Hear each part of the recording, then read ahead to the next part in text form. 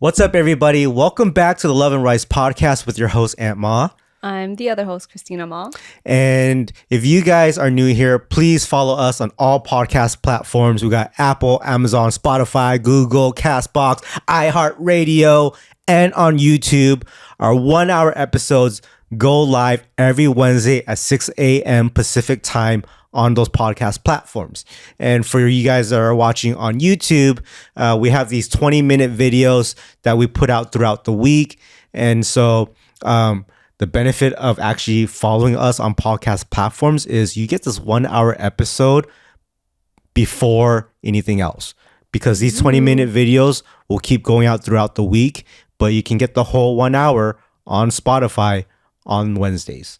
So, in the previous episodes, we were talking a lot about, were we prepared to have children?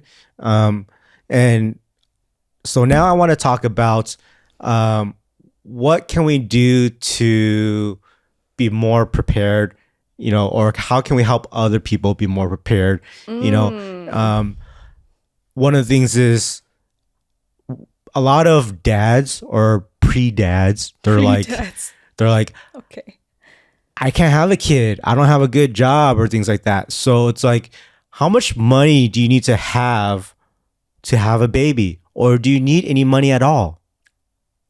I feel like that's such a huge factor all the time for men. Is it? It's always financial stability. And I think it even goes back to like wanting to get married. Like it's always about financial stability for men before they do something big. I don't want to be a broke dad or broke husband. Yeah. You know what I mean? So do you need money? Yes, you do, because kids are very expensive and you don't really think about it. And but how much money do you need? You know what I mean? Like, yeah. Like, I would say, oh man, I there's a lot of stuff to factor in here. To actually have a kid, depending on your insurance programs, right, you might not need to pay anything at all. Maybe just a copay of $100 if you have something really good. If you don't have good insurance, then yeah, you might be paying like 10, 20, 30 grand for a mid-level insurance, right? And then if you don't have insurance, I mean, I don't know what the costs are, but most people have some kind of financial aid type of situation, right? But so having the kid itself, there's a lot of money in terms of hospital bills, right? Yeah. And then buying all the things that will make your life easier when you have this kid. All the essentials like diapers, baby formula if you're not breastfeeding. That's expensive. Yes, so, formula is very pricey. People say like, okay, diapers are expensive, so you have to make good money. And when our kids were in diapers, I didn't think of that once, because I'm like, it's a $30 box, and it's like a $30 box from Costco, and I buy it like maybe once every 2 months. No, we were using that fast. If you're talking about a newborn baby, they went through like 5, 6, 7, 8 diapers a day. But that box has like 200 diapers.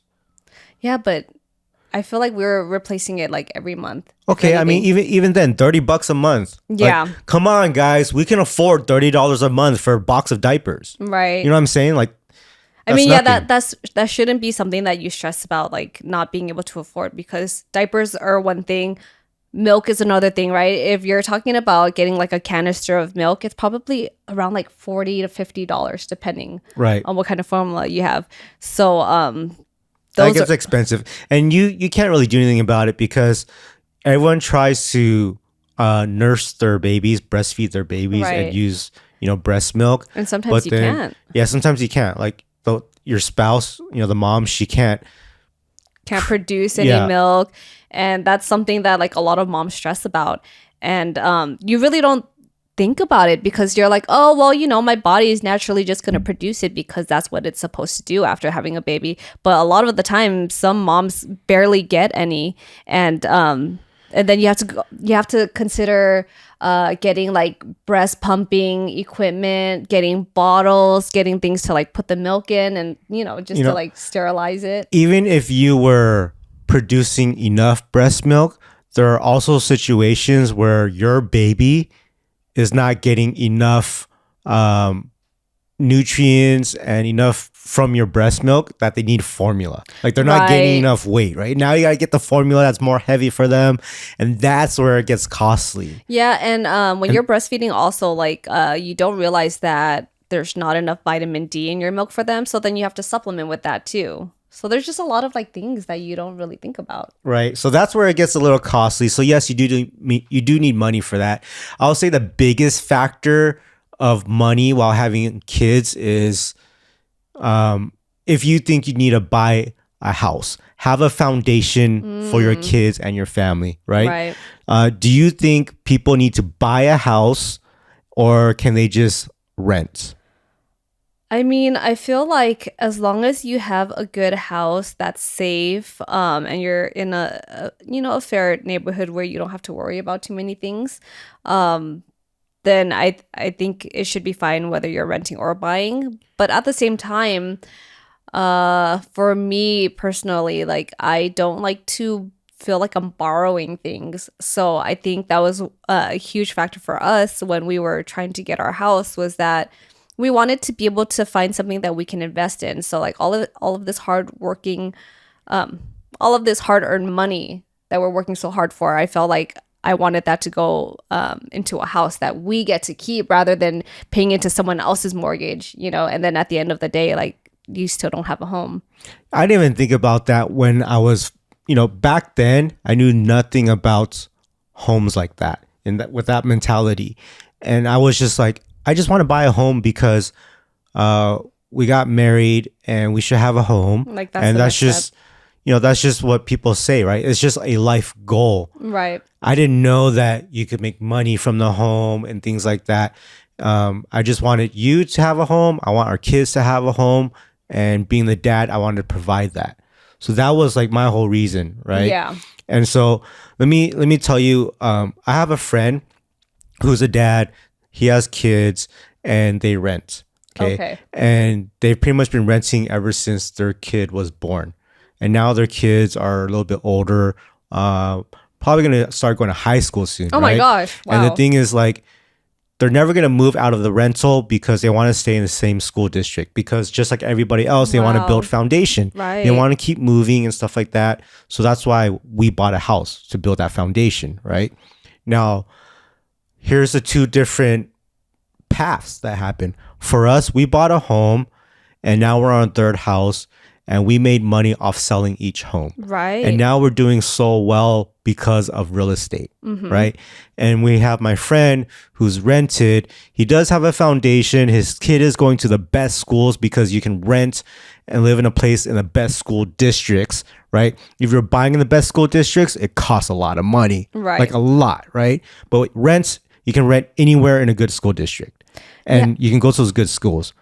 But the problem was his rent kept going up, up, up, up, to the point where now he can no longer afford to buy a home because he spent all his money on increasing rent. Yeah, and where does all that money go? Like it's money that's lost. Yeah. When it could have went to a house. Yep. And I don't think like when we got our first house, like it was just like a goal, an accomplishment that we wanted to achieve. Yeah. But I think once we sold that house because we wanted to get a bigger house for Leia, was then we finally realized like, oh wow, like we bought the house at this price and it went up like this much within a few years.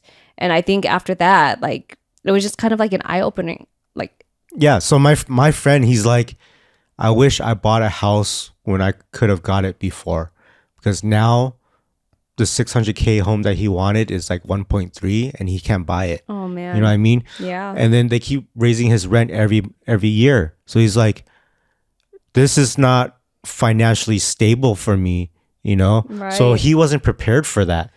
And knowing that we're in this situation, I'm like, oh my gosh, like I'm so glad that we went that route. Right. And that right now we are financially stable. Yeah, and I feel So- like we've been lucky every time that we sold the house because the price just went up so drastically, and Yeah. I really didn't expect it to.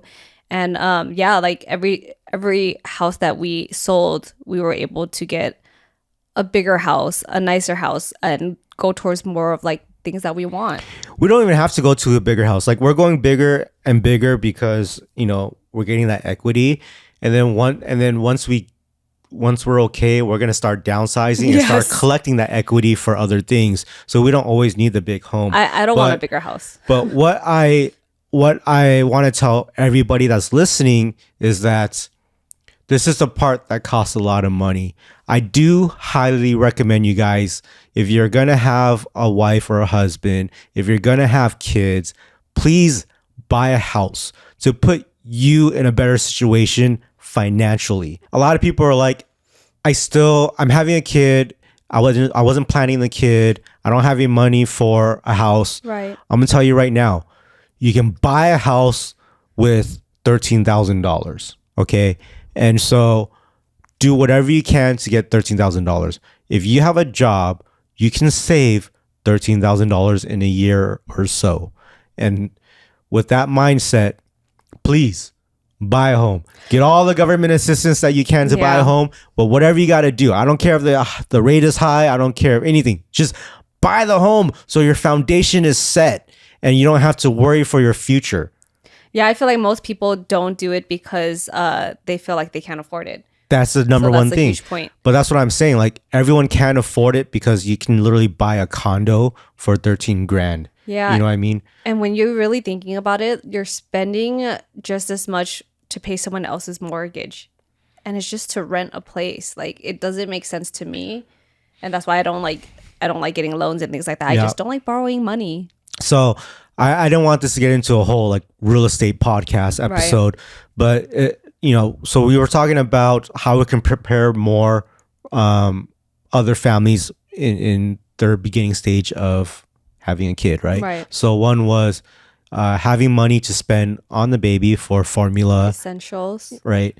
You don't have to get all the things that other people have where it's like, fancy strollers, fancy car seats. They all work the same. It's just the comfort level for you guys. Then the next is, I think, the most is having a lot of money to buy a home, right? The third thing is you do need money for daycare. Right. Because for us, we're thinking, okay, we have our grandparents or we have our moms and dads, and our mom and dads can watch the kids. Mm-hmm. And that's what we thought the entire time before having kids. That's what sometimes they would tell us. And so after we had our kids, our parents were like, nah, I'm not watching the kids. I don't like them as newborns, or I don't know how to do it. Like, everything's so different nowadays from before. So I don't want to mess it up, things like that. Or like, I can't take off work to help. And in the beginning of having your kid, I would say in the first 6 months, it's so crucial because that is when you are working a lot. Right? You're still in between your job. If like you're going to be a stay-at-home mom, or you're going to continue working, or now you're back into the grind mode because the kid's out. So it's so important to have help your first 6 months to a year when you have a kid, right? And so because we didn't have the grandparents, I wish we had daycare. I wish we had a nanny. I wish we had someone take care of the baby while, if we're working from home, that person can come to our home and take care of the kid while we're working. So we have work hours, stuff like that. But that costs a lot of money. Right. And we're not at the time making that much to have a nanny, or it would just pretty much be a wash. Yeah. And then it makes sense. But I think even for me, so I guess it depends, because some people want daycare because they want to go back to work, and some people want daycare or nannies because they don't have a choice, right? But for us, we pretty much had a choice. We had kind of the flexibility to be able to like watch the kids and stuff. Yeah, but we just weren't getting things done that we wanted. Right. So I guess it just really depends on what the priorities are. And then for me, like, I wanted our parents to be able to watch the kids more. Like, that was my main goal, because they're so young, they're so fragile. And I don't want the kids to just be with anyone. And you hear all these stories about kids being in daycares and things happening because they're taking care of so many kids at the same time. So I think a lot of people go through daycare because they don't really have a choice. Right. So that's why, for our situation, because we worked from home, I'm like, we could have got a nanny. We could still be there with them watching our kids. True. Yeah, but I felt like we saved a lot of money too, like doing it I don't know if it was worth it. I think so. Because you're talking about saving money, And I'm talking about like all the businesses and things that we're doing, the growth stopped. All like everything stopped.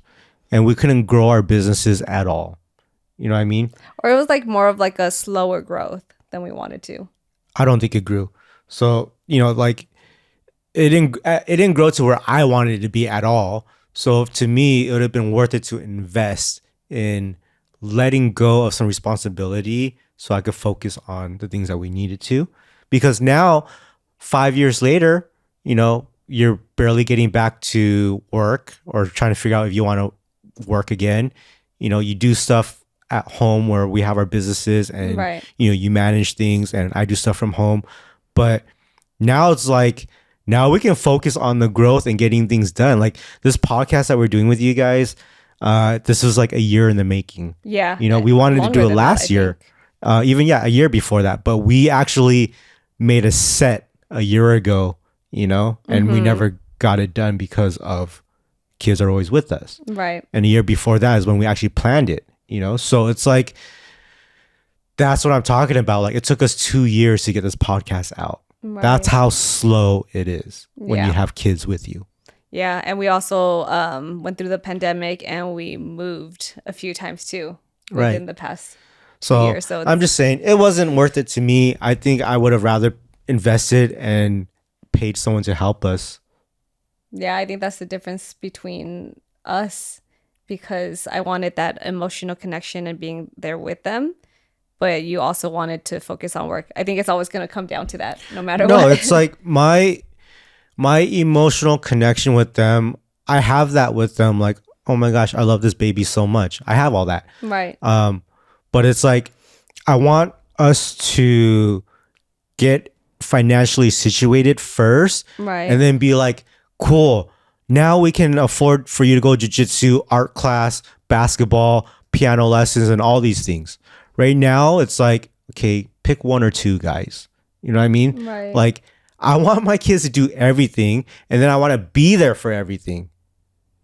That's what I was trying to that's tough. prepare for. Yeah. So I think it's kind of like trying to have a good balance between expectations and reality too, because you want to hustle and work so much, but at the same time you want them to do all these things and you want to be there. That's kind of hard to do. Like you have to pick and choose. No, that's not what I'm saying.